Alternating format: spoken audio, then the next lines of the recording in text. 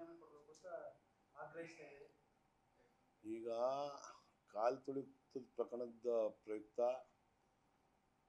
ಸುಮಾರು ಜನ ಈಗಾಗಲೇ ಸುಮಾರು ಜನದ ಬಗ್ಗೆ ಕ್ರಮ ತಗೊಂಡೈತೆ ಸರ್ಕಾರ.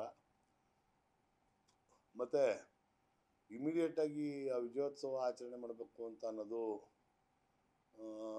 ಏನು IPL ತಂಡ ಆದಂಥ ಅದರಲ್ಲಿ ಪಾಲ್ಗೊಂಡಿದ್ದಂಥ ಬೆಂಗಳೂರು ರಾಯಲ್ ಚಾಲೆಂಜರ್ಸ್ ತಂಡದ ಮುಖ್ಯಸ್ಥರುಗಳದು ಮತ್ತು KCS ಅವ್ರದ್ದು. ಏಕೆಂದರೆ ವಿದೇಶಿ ಆಟಗಾರರುಗಳೆಲ್ಲರೂ ಅವ್ರವ್ರ ದೇಶಕ್ಕೆ ಹೋಗ್ಬೇಕಾಗಿರೋದ್ರಿಂದ ಅವ್ರಿಗೆ ಸಮಯ ಇಲ್ಲ, ಆದಷ್ಟು ಬೇಗನೆ ಮುಗಿಸಿ ಅಂತ ಅಂದ್ಬಿಟ್ಟು ಇಮಿಡಿಯೇಟಾಗಿ ಒತ್ತಡ ಹಾಕಿದ್ರು. ಆಗ ಸರ್ಕಾರ ಏನು ಮಾಡಬೇಕು ಅಂತ ಹೋಗಿರಲಿಲ್ಲ, ಸರ್ಕಾರಕ್ಕೆ ಆ ಸಮಿತಿಯವರು ಒತ್ತಾಯ ಮಾಡಿದ್ದಕ್ಕೆ ಮಾಡಿದ್ರು. ಈಗಾಗಲೇ ಆ ಸಮಿತಿಯಲ್ಲಿ ಯಾರ್ಯಾರಿದ್ದರು, ರಾಯಲ್ ಚಾಲೆಂಜರ್ಸ್ ತಂಡದ DNA ಸಂಬಂಧಪಟ್ಟಂಥ ಅಧಿಕಾರಿಗಳು ಅವರೆಲ್ಲರೂ ಈಗಾಗಲೇ ಅರೆಸ್ಟ್ ಮಾಡೈತೆ. ಮತ್ತು ಯಾವುದೇ ಕಾರಣಕ್ಕೂ ಕಾಲು ತುಳಿತದಲ್ಲಿ ಸಾಯಬಾರ್ದಿತ್ತು. ಮತ್ತು ಅಭಿಮಾನ ಇರಬೇಕು, ಪ್ರಾಣಕ್ಕಿಂತ ದೊಡ್ಡದು ಅಭಿಮಾನ ಅಲ್ಲ. ಸರ್ಕಾರದ ತರಾತುರಿ ನಿರ್ಧಾರ ಅಂತಂದರೆ ಸರ್ಕಾರದ ತರಾತುರಿ ನಿರ್ಧಾರಕ್ಕೆ ಕಾರಣ RCBಯ DNA ಅಧಿಕಾರಿಗಳು. ಅವರುಗಳಿಂದ ವಿದೇಶಿ ಆಟಗಾರರುಗಳು ವಿದೇಶಕ್ಕೆ ಹೊರಟೋಗ್ತಾರೆ ಅಂತ ಇದರಲ್ಲಿ ಅವರು ನಾಳೆನೇ ಮಾಡಿ ಅಂತ ಅಂದರು. ಸಮಯದ ಅಭಾವ ಇತ್ತು. ಸಮಯದಿಂದ ಇದು ಅನಾಹುತ ಆಗಿರೋದು ನಮಗೆಲ್ರಿಗೂ ಬೇಸರ ತರುವಂಥ ವಿಚಾರ. ಅನಾಹುತ ಆಗಬಾರ್ದಿತ್ತು. ಮತ್ತು ಅಷ್ಟೊಂದು ಅಭಿಮಾನಿಗಳು ಏಕಕಾಲಕ್ಕೆ ಅಲ್ಲಿ ಸೇರ್ತಾರೆ ಅಂತ ಅನ್ನೋದು ಇಂಟೆಲಿಜೆನ್ಸ್ ರಿಪೋರ್ಟನ್ನು ಸರ್ಕಾರ ಕೊಡದೇ ಇರೋದು ಅದೂ ತಪ್ಪು. ಮತ್ತು ಅಷ್ಟೆಲ್ಲ ಅವಘಡ ಆಯ್ತದೆ ಅಂತ ಅನ್ನೋದನ್ನು ಇಂಟೆಲಿಜೆನ್ಸು ಮತ್ತು ಪೊಲೀಸ್ನವರು ಮಾಹಿತಿ ಕೊಡಬೇಕಾಯ್ತು ಸರ್ಕಾರಕ್ಕೆ. ಯಾವುದೇ ಕಾರಣಕ್ಕೂ ಮಾಡೋದು ಬೇಡ ಅಂತ ಅಂದ್ಬಿಟ್ಟು. ಸಾಮಾಜಿಕ ಜಾಲತಾಣದಲ್ಲಿ ಈಗ ಪೊಲೀಸ್ ಅಧಿಕಾರಿಗಳೇ ಸಸ್ಪೆಂಡ್ ಆಗಿದ್ದಾರೆ. ಇದ್ರ ವಿರುದ್ಧನೂ ಕೂಡ ಸಾಕಷ್ಟು ಆಕ್ರೋಶ ಹೊರ ಆಗ್ತಾ ಇದೆ. ಪೊಲೀಸ್ ಅಧಿಕಾರಿಗಳ ಮೇಲೆ ಯಾಕೆ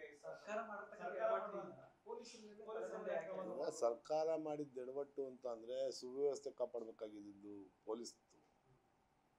ಮತ್ತು ಪೊಲೀಸ್ನವರು ಮೊದಲೇ ಮಾಹಿತಿ ಕೊಡಬೇಕಾಯ್ತು, ಈ ಥರ ಜನಸಂಖ್ಯೆ ಜಾಸ್ತಿ ಗ್ಯಾದರ್ ಆಗುತ್ತೆ, ವಿಜೃಂಭಣೆಗೆ ಎಲ್ಲ ಕಡೆಯಿಂದನೂ ರಾಜ್ಯಾದ್ಯಂತ ಎಲ್ಲ ಕಡೆಯಿಂದನೂ ಜನ ಬರ್ತಾರೆ ಅಂತ. ಪೊಲೀಸ್ನವ್ರಿಗೂ ಗೊತ್ತಿರಲಿಲ್ಲ ಪಾಪ ಈ ಮಟ್ಟಕ್ಕೆ ಕ್ರೇಜ್ ಐತೆ ಕರ್ನಾಟಕ ರಾಜ್ಯದ ಜನರಿಗೆ.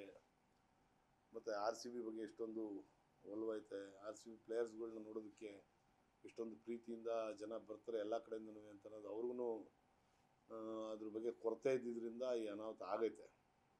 ಇದರಲ್ಲಿ ಯಾರು ತಪ್ಪು ಯಾರು ಸರಿ ಅಂತ ಅನ್ನೋದಕ್ಕಿಂತ ಹೆಚ್ಚಾಗಿ ಈ ಘಟನೆ ಆಗಬಾರ್ದಿತ್ತು. ಮುಂಜಾಗ್ರತೆ ವಹಿಸದೇ ಇರೋದೂ ನಮ್ಮಲ್ಲಿ ತಪ್ಪೈತೆ ಅಂತ ನಾನು ಒಪ್ಕೊತೀನಿ. BJPಯವರು ಮತ್ತು JDSನವ್ರದ್ದು ಇನ್ನೇನು ಅವ್ರದ್ದು ಈ ವಿಚಾರದಲ್ಲೇ ಅವರು ರಾಜಕಾರಣ ಮಾಡುವಂಥದ್ದು. ಸಾವಿನ ಮನೆಯಲ್ಲಿ ಗಳ ಇರುವಂಥ ಕೆಲಸವನ್ನು BJP ಮತ್ತು JDS ಮಾಡ್ತಿದೆ. ಅದಕ್ಕೆ ನಾವು ಯಾರನ್ನು ತಲೆ ಕೆಡಿಸ್ಕೊಳ್ಳೋಂಥದ್ದೇನಿಲ್ಲ. ಆಬ್ವಿಯಸ್ಲಿ ಅವ್ರು ಏನು ಮಾಡ್ಬೇಕು ಅದನ್ನು ಮಾಡ್ತಾ ಇದ್ದಾರೆ, ಅದೆಲ್ಲರಿಗೂ ಗೊತ್ತಿರುವಂಥ ವಿಚಾರ. ಜನಗಳನ್ನು ಅದಕ್ಕೆ ಏನು ಸರಿ ಯಾವುದು ತಪ್ಪು ಯಾವುದು ಅಂತ ಯೋಚನೆ ಮಾಡುವಂಥ ಶಕ್ತಿ ಜನಗಳಿಗೂ ಇದೆ. ನಮ್ಮ ಸರ್ಕಾರದಲ್ಲಾಗಿರೋದ್ರಿಂದ ಸರ್ಕಾರಕ್ಕೆ ಪರಿಣಾಮ ಬೀರ್ತದೆ ಅಂತ ಅನ್ನೋದಕ್ಕಿಂತ ಹೆಚ್ಚಾಗಿ ನಮ್ಮ ಸರ್ಕಾರ ಇದ್ದಾಗ ಈ ಘಟನೆಗಳಾಗಬಾರ್ದು ಅಂತ ಅನ್ನೋದು ನಮ್ಮೆಲ್ಲರ ವೈಯಕ್ತಿಕವಾದ ಅನಿಸಿಕೆ. ಅಚಾನಕ್ಕಾಗಿ ಆಗಿದೆ ಅಚಾತುರ್ಯ, ಅದಕ್ಕೆ ನಮ್ಮದೂ ವಿಷಾದ ಐತೆ. ಸತ್ತಿರ ಏನು ಹುಡುಗರುಗಳು ಇವತ್ತು ಯುವಕರು ಮತ್ತು ಯುವತಿಯರು ಎಲ್ಲ 16 ವರ್ಷ 20-22 ವರ್ಷದ ಒಳಪಟ್ಟ ಯುವಕರುಗಳು ಸತ್ತಿರೋದು, ಯುವತಿಯರು ಸತ್ತಿರೋದು ನಿಜವಾಗ್ಲೂ ನಮಗೂ ಖೇದ ಉಂಟು ಮಾಡ್ತೈತೆ. ಪಕ್ಷ ನಾಯಕರು ರಾಜೀನಾಮೆಗೆ ಆಗ್ರಹಿಸುವಂಥದ್ದು ಮಾಮೂಲಿ. ಅದು ರಾಜೀನಾಮೆ ಕೊಡುವಂಥ ಅವಶ್ಯಕತೆ ಏನು ಕಾಣಿಸ್ತಾ ಇಲ್ಲ. ರಾಜೀನಾಮೆ ಕೊಡುವಂಥ ಪರಿಸ್ಥಿತಿ ಏನಿಲ್ಲ ಅಂತ ಅನ್ಕೊತೀನಿ. ಏಕೆಂದರೆ ಇದು ಆಕ್ಸಿಡೆಂಟ್ ಅಂತ ಹೇಳಿದ್ರೆ ತಪ್ಪಾಗಲಾರದು. ಅನ್ಎಕ್ಸ್ಪೆಕ್ಟೆಡ್ ಆಗಿರುವಂಥದ್ದು, ಎಕ್ಸ್ಪೆಕ್ಟೆಡ್ ಅಲ್ಲ ಇದು. ಮತ್ತು ಅಷ್ಟು ಜನಸಂಖ್ಯೆಯಲ್ಲಿ ಜನ ಬರ್ತಾರೆ ಅಂತ ಅನ್ನೋದೂ ಯಾರನ್ನೂ ಊಹೆ ಮಾಡಿರಲಿಲ್ಲ. ಎಲ್ಲ ಯುವಕರೇ ಹೆಚ್ಚಿನ ಸಂಖ್ಯೆಯಲ್ಲಿ ಬಂದಿರೋದ್ರಿಂದ ಈ ಅನಾಹುತಗಳಾಗೈತೆ. ಅದಕ್ಕೆ ಮುಂಜಾಗ್ರತೆ ಕ್ರಮ ತಗೊಬೇಕಾಯ್ತು. ಅದು ಪೊಲೀಸ್ನವರು ಮತ್ತು ಇಂಟೆಲಿಜೆನ್ಸ್ ಅವ್ರಿಗೂ ಮಾಹಿತಿಗಳು ಇಲ್ಲ ಅಂತ ಅನಿಸುತ್ತೆ. ಏಕಾಏಕಿ ಒಂದೇ ದಿವಸದಲ್ಲಿ ಮಾಡಿದಂಥ ಕಾರ್ಯಕ್ರಮ ಆಗಿದ್ದರಿಂದ ಏನು ಆ ರಾಯಲ್ ಚಾಲೆಂಜರ್ಸ್ ತಂಡದ ಮ್ಯಾನೇಜ್ಮೆಂಟ್ ಏನೈತೆ ಆ ಮ್ಯಾನೇಜ್ಮೆಂಟ್ನವ್ರ ಒತ್ತಾಯದ ಮೇಲೆ ಇದು ಮಾಡಿರೋದು. ಹಾಗಾಗಿ ಇದು ತಪ್ಪಾಗಿದೆ ಅಷ್ಟೇ ಹೇಳ್ಬಲ್ಲೆ. ಈಗ ಡಿ.ಕೆ. ಶಿವಕುಮಾರ್ ಅವರು ಯುವಕರು ತೀರ್ಕೊಂಡಿದ್ದಕ್ಕೆ ಭಾವನಾತ್ಮಕವಾಗಿ ಕಣ್ಣೀರಾಗ್ತಾರೆ. ಅದನ್ನ ಅಂದ್ರೆ ಪ್ರಹ್ಲಾದ್ ಜೋಶಿ ಅವರೆಲ್ಲ ಅದನ್ನ ವ್ಯಂಗ್ಯವಾಗಿ ಮಾತಾಡ್ತಾರೆ ಸರ್. ನೋಡ್ರಿ, ಅವ್ರಿಗೆ ಪ್ರಹ್ಲಾದ್ ಜೋಶಿ ಅವ್ರಿಗಿರ್ಬೋದು, ಇನ್ನು ಬೇರೆ ಬೇರೆ ನಾಯಕರುಗಳು, ವಿಪಕ್ಷದ ನಾಯಕರುಗಳು ಏನಿದ್ರೆ ಅವ್ರಿಗೆ ಎಲ್ರಿಗೂ ಜನಗಳ ಭಾವನೆ ಜೊತೆಲಿ ಆಟ ಆಡಿ ಅಭ್ಯಾಸ. ಅವ್ರಿಗೆ ಜನಗಳದು ಏನು ಕಷ್ಟ ಐತೆ, ಏನು ತೊಂದರೆ ಆಗೈತೆ ಅದನ್ನು ನೋಡಿ ಮರುಕಪಡುವಂಥ ಮನಸ್ಥಿತಿ ಅವ್ರಿಗಿಲ್ಲ. ಅವರು ಹಿಂದೂ ಮುಸಲ್ಮಾನ್ ಅಂತ ಎತ್ಕಟ್ಟಿ ಈ ದೇಶದಲ್ಲಿ ಏನು ಕೋಮದಳ್ಳೂರಿನ ಹುಟ್ಟಾಕಿ ಲಕ್ಷಾಂತರ ಜನ ಕೊಲೆ ಮಾಡಿರುವಂಥ ಪಕ್ಷ ಅದು. ಕೋಮದಳ್ಳೂರಿನ ಹುಟ್ಟಾಕಿ ಹಿಂದೂ ಮುಸಲ್ಮಾನ್ ಅಂತ ಲಕ್ಷಾಂತರ ಜನ ಕೊಲೆ ಮಾಡಿರುವಂಥ ಪಕ್ಷ ಅದು. ಅದು ಹಿಂದೂ ಆಗಿರ್ಬೋದು, ಮುಸಲ್ಮಾನ್ ಆಗಿರ್ಬೋದು. ಈಗ ಮಂಗಳೂರಿನಲ್ಲಿ ನಡೀತಾ ಇರುವಂಥದ್ದೇನು,